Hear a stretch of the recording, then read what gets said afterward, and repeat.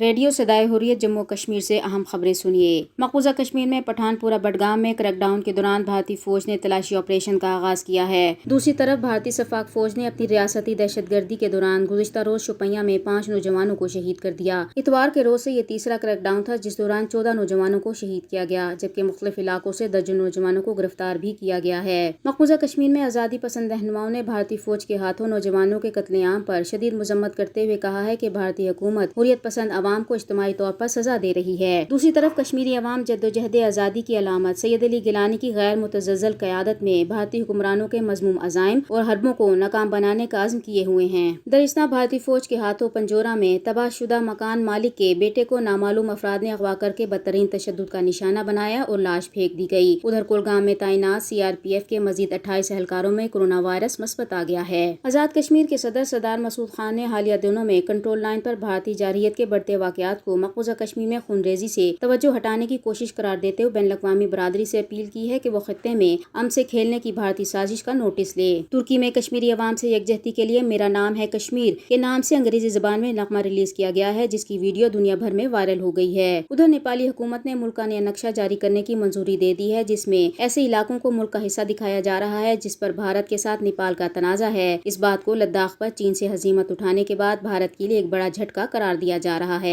خبریں ختم ہوئیں۔